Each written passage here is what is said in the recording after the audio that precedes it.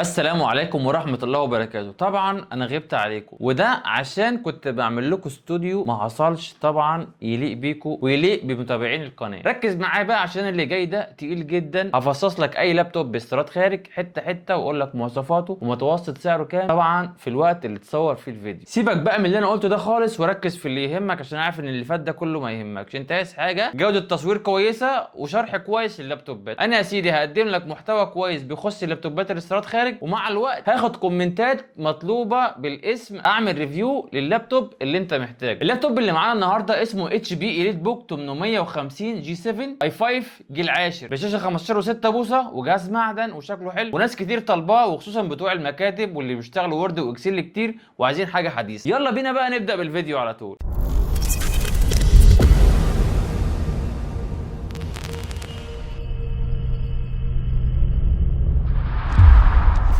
اول حاجه هنبدا بيها هو التصميم وشكل اللابتوب. شكل اللابتوب زي ما انت شايف كده شكله جامد جدا وكمان معدن، واللوجو اتش بي الجديد دي رقم واحد الناس كلها بتحبها. ادي اللاب يا ريس 15 و6 بوصه والكيبورد بتاعه كامل. نبدا بقى بالخامه بتاعته. خامه اللابتوب زي ما انت شايف كده كلها معدن، ما فيهوش اي حته بلاستيك. طبعا في كاوتشتين من تحت دول عشان يمسكوا اللابتوب وانت قاعد عليه ما يقعدش يروح ويجي زي ما انت شايف كده. عندنا هنا التاتش باد بتاعته، الكليكات بتاعتها اهي. الكليكات بتاعتها مش زراير، دي في النص تحت، وعندك كليكات فوق وفي ماوس اسمه بوينتر هنا، ده ما حدش بيستخدمه كتير. اللابتوب ده جاي من المانيا مش جاي من مصر. ليه؟ عشان هتلاقي هنا كويرتيز، اول ما تشوف حرف الزد مكان الواي هنا تعرف ان اللابتوب ده جاي من المانيا. حتى هتلاقي هنا معظم الحروف الماني، وهتلاقي الات مش موجوده هنا. احنا بنعمل ايه بقى لما نيجي بنوريه العميل او بنيجي نقول لعميل هتكتب على الزراير ازاي؟ عشان في ناس ما بتعملش ليزر للكيبورد او مش بتحب الستيكر، هتبدل الزد دي مكان الواي، وطبعا هشرحها لك ازاي في نص الفيديو، اقول لك تبدلها ازاي لو انت حابب تجازف وتعملها. طبعا الكيبورد كامل اهو، فيه كالكوليتور في الجنب عشان الناس اللي بتكتب برمجه وبتحتاج برمجه كتير بتكتب على الزرار ده تك تك تك كده، لان هو مش هيقعد يكتب زرار زرار. الناس اللي بتحب الزرار في الجنب بتكتب بالزرار كده زي ما انت شايف من الجنب كده. تمام. النسخه اللي معايا دي نسخه الاي 5 الجيل العاشر. في منها بينزل بفيس اي دي من غير كيبورد لايت، وفي بينزل منها كيبورد بينور بس ما فيهاش فيس اي دي. يا تاخد ده يا تاخد ده. الشركه انا مش عارف كانت تخسر ايه لو كانت عملت الكيبورد بينور وكمان في فيس اي دي. تقريبا الشركات الكبيره زي شركات البترول والحاجات دي، او الشركات اللي هي بتبقى بره مصر او المصانع، بياخدوا ستوك حوالي 500 لعبه و1000 لاب. طبعا الحاجات دي بتفرق معاهم، لو $5 في 1000 لاب بتفرق في $5000. في حاجات ممكن ما يكونش ليها لازمه عند الموظفين. يعني واحد صاحب شركه كبيره قال لك انا هوفر لك $5000 بس انت هتاخد الكيبورد مش بينور بدل الكيبورد بينور. هو بيقول لك الموظفين عندي مثلا كده كده قاعدين في النور ومحدش فيهم بيشتغل في الضلمه، وفر رئيس الكيبورد بينور عشان يوفر له حوالي 5-6000 دولار. وطبعا على حسب الفئه اللي الشركه بتطلبها. الشركه بتطلب مثلا فيس اي دي عايزه بصمه وش بس مش عايزه لايت، والشركه عايزه الاثنين مع بعض. النسخه الموجوده اللي انا بصور بيها دلوقتي نسخه فيها فيس اي دي بس ما فيهاش كيبورد لايت، وزي ما قلت في نسخ منها كيبورد بينور بس ما فيهاش فيس اي دي، وفي منها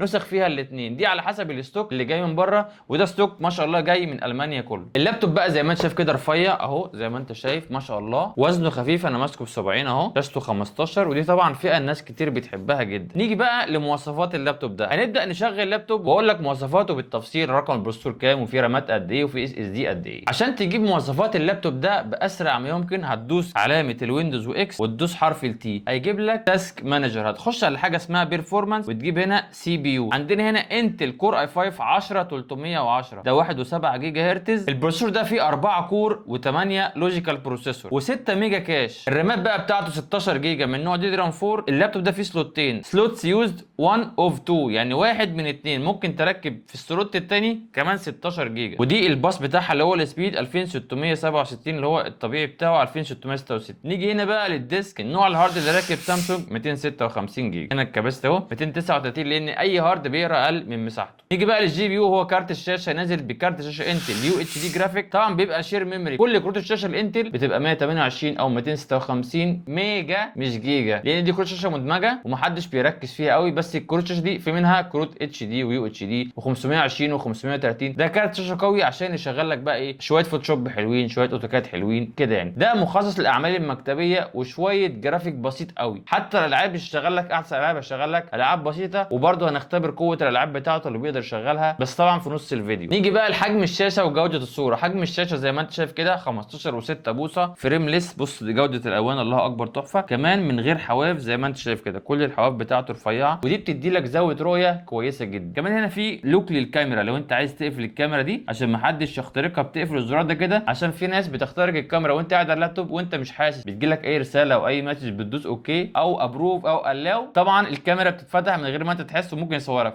دي عاملينها للخصوصيه، ودي ميزه انا بحبها جدا في اي لابتوب. جوده الصوره بتاعته بقى 1920 في 1080، ودي جوده صوره فول اتش دي. طبعا شاشه اللاب ده اي بي اس، هنا اهو 1920 في 1080 شاشته اي بي اس، من اي زاويه ممكن تشوفها. لو انت ميلت كده لو انت ميلت كده او كده طبعا هتشوف الصوره بوضوح. طبعا النسخه اللي معايا دي نسخه مش تاتش، نسخه عاديه جدا، بينزل منها نسخه تاتش بس طبعا بتبقى اغلى شويه لو الناس اللي بتحب شاشات التاتش. سماعات اللابتوب ده من اقوى السماعات اللي انت ممكن تسمعها في اي لابتوب، سماعات قويه جدا. كمان في هنا فينجر برينت، وده ماكت يعني مجرد شكل بس، الهاردوير بتاعه مش موجود من جوه. حاولنا نعرفها كتير بس طلعت هاردوير مش موجوده، محطوطه ماكت للنسخ اللي هي عايزه فينجر برينت. طبعا زي ما قلت في الاول ان الشركات في منها بياخد بفينجر برينت او فيس اي دي او كيبورد لايت، وده ممكن يلغوها في اي وقت، وده مش عيب في اللابتوب، ده حاجه عاديه جدا. نيجي بقى للمخارج والمداخل بتاعه اللابتوب ده، ان هي في استخدامنا او لا، او هنحتاجها او لا. اعتقد ان اللابتوب ده كامل مكمل للناس اللي بتشتغل محاسبين او برمجه على خفيف، كامل مكمل وفيه كل المخارج اللي هيحتاجوها. بس قبل ما اوري لك المخارج ما تنساش تعمل لايك للفيديو واشتراك في القناه عشان تدعمني انزل لك فيديوهات تانية وتشجعني اقدم لك محتوى كويس. تعال بقى نشوف المخارج واحده واحده. بص يا سيدي، هتلاقي من اليمين هنا ده مكان لسيم كارد، وده طبعا مش موجود في النسخه دي، يعني مقفول زي ما انت شايف كده. في نسخ منها بتيجي بسيم كارد بس طبعا زي ما انا قلت النسخه دي ما فيهاش السيم كارد. هتلاقي مكان هنا لتايب سي، وده ممكن تشحن اللابتوب تايب سي او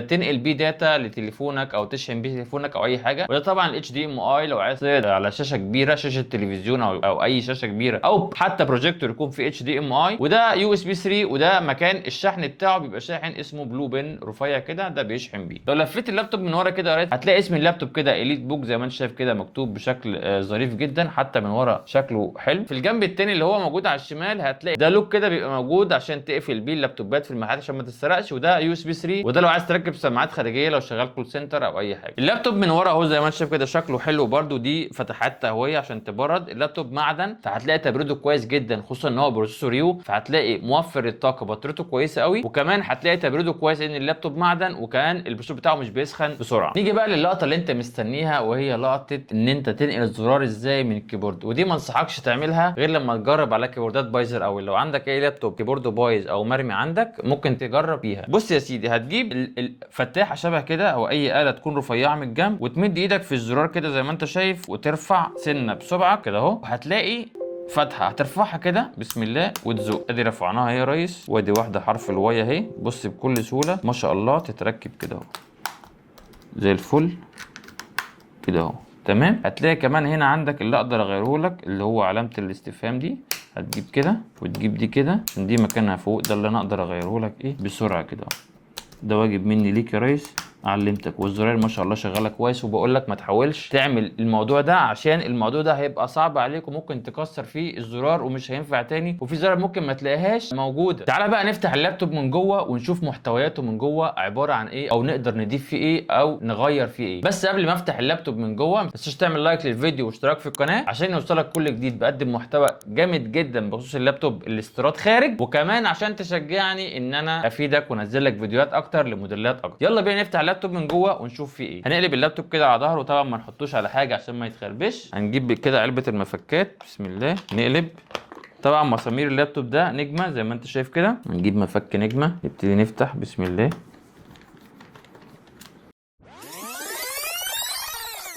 بعد ما تفك المسامير دي يا ريس هتفك كده، ترفع دي كده بسم الله اهي، ادي اللابتوب بتفك. بص بقى النظافه والشياكه والحلاوه. نجيب دي على جنب كده، حاطين غطا للرامات، غطا للرامات، يعني الغطا ده حتى لو مش موجود مش هيعمل اي ازمه. بس قبل ما تعمل اي حاجه انصحك ترفع سوكت البطاريه كده اهو كده اهو بسم الله من الجنبين اهو يا ريس. عندك البطاريه مرفوعه، اعمل بقى اللي انت عايزه. ده الاس اس دي بتاعه طبعا ما فيهوش مكان لهارد عادي ولا 2 اس اس دي، ده الاس اس دي بتاعه نسخه ان في ام اي 256 جيجا. هنرفع الغطا ده كده بسم الله. طبعا عادي لو حاجه لمست مفيش مشكله، كده كده رافعين البطاريه، ترفع الغطا ده كده هتلاقي سلوت هنا في الرامات اهي، بسم الله الرحمن الرحيم. ادي 16 جيجا 2666 موجوده في السلوت رقم 1، وعندك هنا واحد تاني ممكن تركب فيه 16 كمان. وده التبريد بتاعه. ادي المروحه بتسحب السخونيه من هنا وتطلعها من الحته دي. ودي كارته الواي فاي، وزي ما قلت لك ما فيهوش وان. هنا النسخه اللي فيها وان اللي هم بيركبوا فيها خط، ده ما فيهوش نسخه الوان، هو نازل من الشركه كده. ده طبعا لازق المصنع. ودي السماعات بتاعته. دي البطاريه طبعا ممكن تغيرها، او لو لا قدر الله باظت تعرف تشتري غيرها وتركبها، لان البطاريه دي بتركب على موديلات كتير. ودي السماعات بتاعته برده سهله جدا، لو عايز تشيلها بتشيل السوكت ده وترفع السماعات وتركب. يعني ما شاء الله اللابتوب ده فيه مميزات كتيره جدا، وانت بايدك تعرف تنظف او تشيل الهيت سينك ده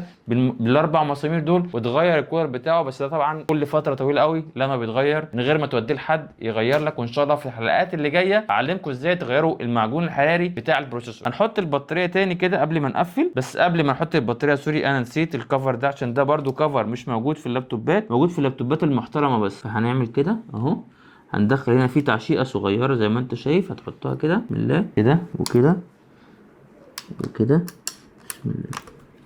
ادي ركبت كويس جدا. هنركب دي يا ريس بسم الله الرحمن الرحيم. نركب البطاريه، نحط الكفر من تحت لفوق كده، تركب كده اهو بسم الله الرحمن الرحيم كده اهو. قفل اربع مسامير بتوعك. بعد ما قفلنا المسامير كلها هنشيل دي على جنب كده، نرجع نشغل اللابتوب تاني، ندوس بسم الله الرحمن الرحيم. وادينا بدأنا نشغل اللابتوب تاني، والله اكبر اشتغل كويس. دلوقتي موعدنا ان انا اجرب معاك الفوتوشوب. هفتح لك الفوتوشوب والإليستريتور مع بعض ونجرب نعمل عليه تصميم خفيف قوي او اي صوره كده مؤقتا، ونشوف اداؤه عامل ازاي في الفوتوشوب. وده اداء اللاب في الفوتوشوب، وما شاء الله اداؤه كويس جدا. وكمان فاتحين جنبه الإليستريتور وبرده شغال كويس الله اكبر من غير اي تهنيج او اي لاج. ده بقى يشغل لك برامج المونتاج اللي هي بتاعت الفيديوهات زي فيلمورا وكاب كات. انما بريمير هتلاقيه تقيل شويه على اللابتوب ده، محتاج بروسيسور اعلى وكمان كارت جرافيك اعلى، او على حسب جوده الصوره اللي انت مصور بيها الفيديو وكمان مده الفيديو. تعالى بقى نجرب العاب عليه. وطبعا ده انا هجرب لك عليه العاب قديمه شويه عشان ده مش بتاع جيمنج بس بيشغل العاب. هجرب لك عليه جاتا في، ده مش مخصص للجيمنج بس برضه بيشغل العاب زي ما بيقولوا متوسطه. وطبعا جربنا عليه العاب زي ما انت شايف كده، العاب ما شاء الله شغاله كويس من غير اي تهنيج او لاج. سيبك بقى من كل اللي فات ده ونيجي بقى لسعر اللابتوب ده، ودي اللحظه اللي انت مستنيها. سعر اللابتوب ده في الوقت اللي نزل فيه الفيديو ده دلوقتي من 15500 الى 16500. طبعا ده برامات 16 و256. وطبعا ده النسخه ال 15 و6 اللي اسمه 850 جي 7 مش 840 جي 7،